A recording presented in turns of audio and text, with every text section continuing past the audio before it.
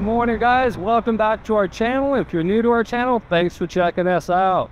I'm Chris. And I'm Ben, and this is our channel, Too Much Luggage. We're just leaving our hotel, lucky enough to stay here at the Intercontinental. And we're going to go check out Lisbon today. We're going to see as many of the sites that we can possibly pack in. So come along with us and see what we can do today in Lisbon.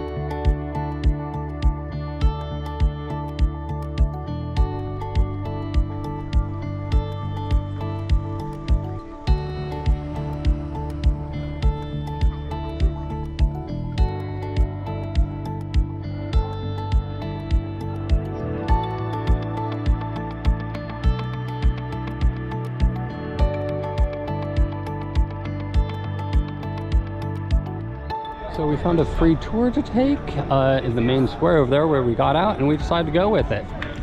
So we love taking these free tours. They give great stories and examples, and I'm gonna listen to John and then sort of tell you what he tells us about these locations.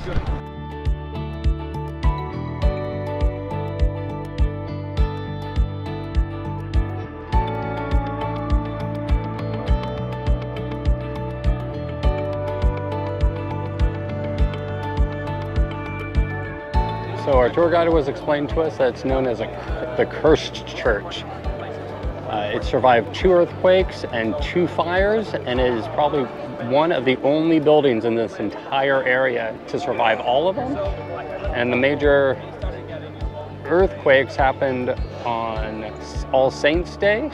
1755, November 1st. Yeah, and the churches were all open because it was Mass on a Sunday, and all the candles in the churches caused the fires, and then the winds in November spread the fires, and then the tsunami hit.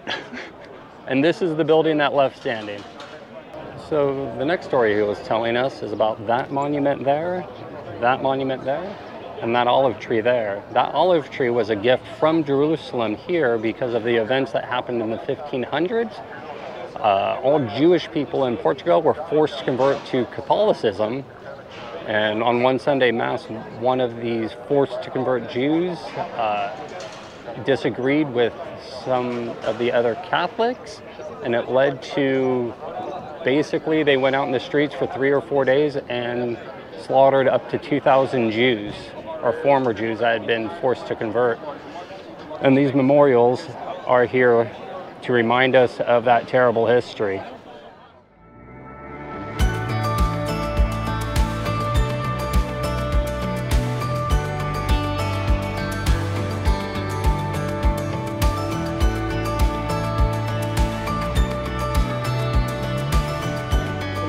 Here was Victory Square. It was the site of the original hospital here in Lisbon that was destroyed in the 1700 earthquakes. All of these surrounding buildings here were designed by a French architect who came up with some of the first ideas for earthquake stability in the buildings. So we put wooden pylons underneath them and a steel cage around them that helped the buildings sway. You can see many of them still stand well today.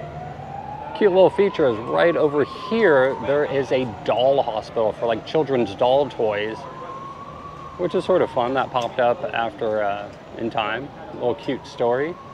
As you can see, a lot of these streets are really straight and long. That's how you can sort of tell that this part of town was completely rebuilt after the earthquakes in the 1700s.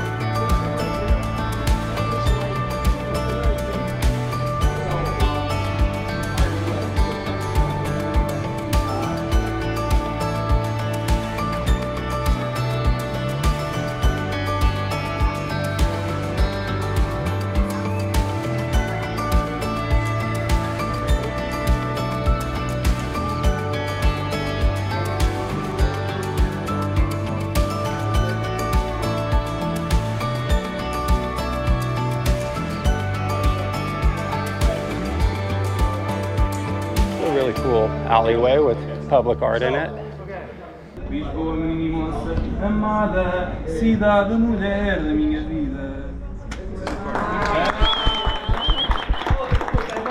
Alright, so this mural is dedicated to Fado. It's a Portuguese music style. By the description, it sounds like American blues music. That's supposed to be the mother of Fado right there. Maria Severa, Severe Mary. Our tour guide told us a beautiful story about this mural and the people painted on it. And if you want the whole story, you're just gonna have to come to Lisbon. But cool, look at that. Just stairs up and then bridges sort of connecting hills to buildings. It's a different one, baby, isn't it? Yeah? Oh. We found just a random elevator. Yeah?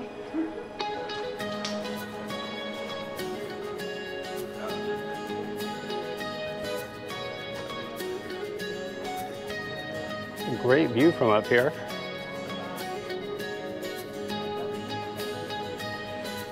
And somehow, look, there's an elevator there. We didn't take it, but I guess you could take an elevator up here. The tour guide was telling us about some of the sights to see. You have, and about how it's sort of all international. This is known as the Golden Gate Bridge of Lisbon. It's April 25th Bridge, Freedom Bridge.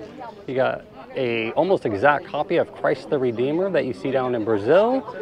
And over this way, you have an elevator designed by a student of Eiffel, the guy who built the Eiffel Tower. And you can really see that French Eiffel Tower influence in that. It's a really cool vantage point from up here. So this, right over there, you can see the elevator, and behind it, the ruined convict. And just to the side of it, that was turned into the dictator's secret police, and that is where the April 25th coup happened, the non-violent coup. That's where the dictator was held up, not Salazar. He had passed power along a couple of years beforehand, and that's where it all started and went down. He peacefully surrendered, he was let out of the city and fled to Brazil. So of course, no story about Freedom Day or April 25th is complete without a story of the red carnations. When the restaurant owner had bought a ton of carnations for the opening of her new restaurant, not knowing there was going to be a coup that day, and her restaurant was right behind the official palace there where the royal guard stayed, and the dictator, not Salazar. I think it was Salazar. No, the other guy. Carmelo? Carmelo? And anyways, so being that she couldn't open her restaurant that day, there were soldiers all in the street, she gathered up all her carnations and started handing them out to citizens and soldiers, to show that they meant no ill will and they didn't want to hurt or kill anyone, just remove the dictator.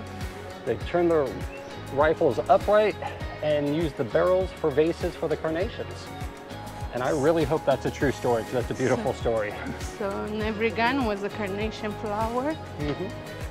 And the soldier asked the lady if she's still scared.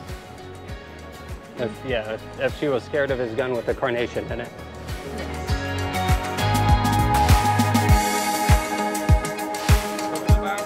So this is the cafe for the best pasta di nata. I think we're gonna have to go get one.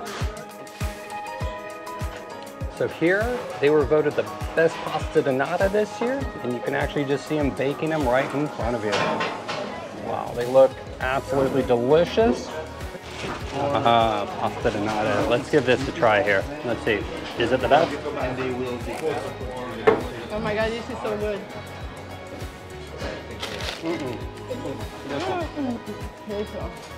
All right, so we just had a quick stop here for a break and a restroom. And the guide picked an absolutely amazing little cafe. And he was right, that is one of the best pasta di natas I have had. Eat custard tart, ask St. Anthony for a miracle. I guess that was the truth. Very tasty, good little sandwich. And we're gonna continue on with the tour here. So we're walking along the side of the castle here again. And hopefully, our guide John has a lot more information about it than we did.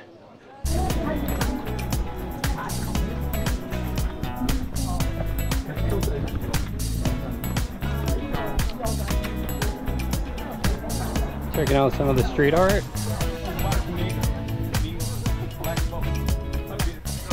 So the song he was singing is of this portrait here, a singer called Amalia. She's known as the Queen of Faro.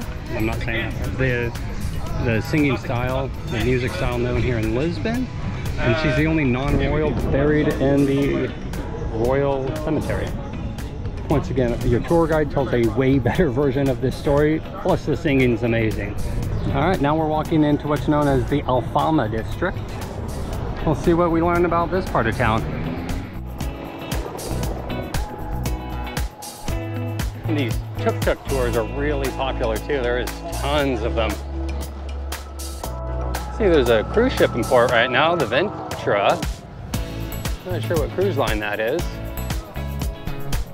Yeah.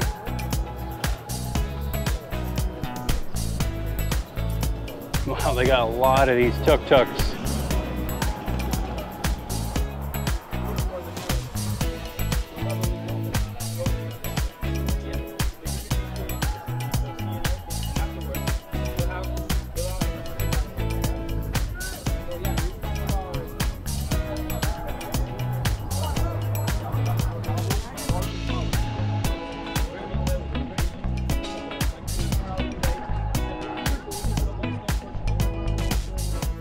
So this is one of the very famous viewpoints here. You can see lots of people selling trinkets, and it's also known for its pickpockets.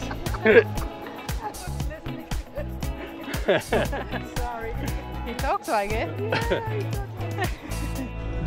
So he's introducing us to Regina here. She's the owner of a special shop. Yeah, you probably could have finished the whole bottle. I know you. I like it. Oh, why are we coming up to here? Oh, we're just going through.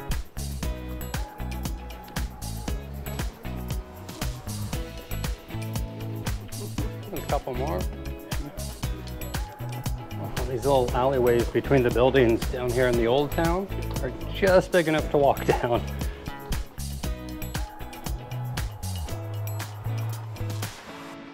They have too many stairs. Well, at least we don't have to go to the gym today. I like Porto. I like Porto better than Lisbon. What do you mean? They don't have that many. Or where we went, we didn't find that many. 3 days. Okay, you're right. Lisbon has more stairs. Yeah. Oh, and we finally made it down to all of those stairs, and then it turns that way, and then it turns that way. See this mirror? Yeah. I painted in 11th centuries in my other life. I don't think so, because that's tile. So this neighborhood is known in June for All Saints Day, but he says all of June, all of these wires you can see hanging up are covered in decorations, and this whole square is just packed with people. You can't even move, but people live here, and so they just open up their houses and turn them into vending areas. You know, let you use a restroom for €0.50, and you can still see from June some of the vendor signs that were left up and never taken down.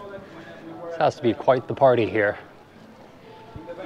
So as you see, the second floor, it's a little bit outside from the main floor, and that's because the Portuguese people only pay taxes on the ground floor. So that's how they escape paying less taxes. They building like balcony and outside, so they make their house wider. So once again, our tour guide is giving us great information about this neighborhood, Alfama. It's one of the oldest neighborhoods here in Lisbon. After all the earthquakes, the locals rebuilt it, and that's why all the streets are so small and narrow, because they basically put back all the buildings where they were, opposed to the new part of town where they ripped it all down and made it a grid system. It's sort of interesting to see on a map. You go from these areas of twisty, turny streets to perfect grids.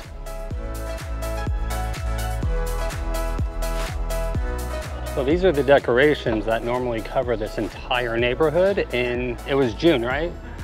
For All Saints Day. And they sort of make this All Saints month down here in this neighborhood, they say. So a lot of this neighborhood here, after the earthquakes, was abandoned by the original occupants. Oh wow, this is known as the narrowest street in Lisbon, and you can see why. Are we going down? No, we're just taking a look. And this, if you look, is the street of the Jewish people. So the Jews moved in here. I want a picture. Afterwards. Oh, and here's the original rock still sticking out of the wall.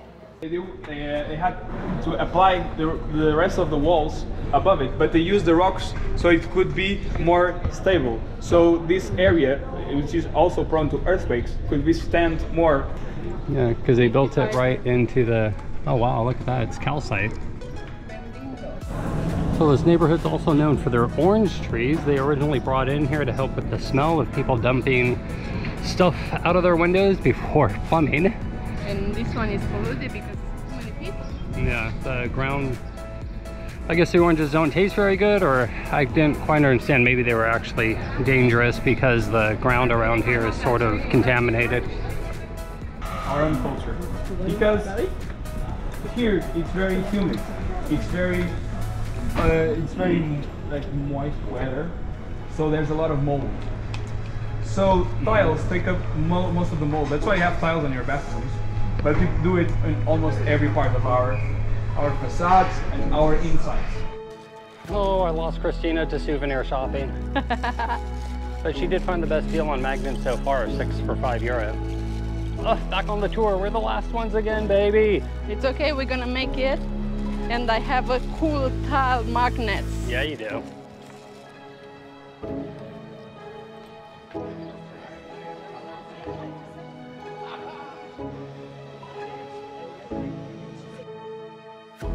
Negra de saudade, momento da partida, momento da partida, recordações desta cidade.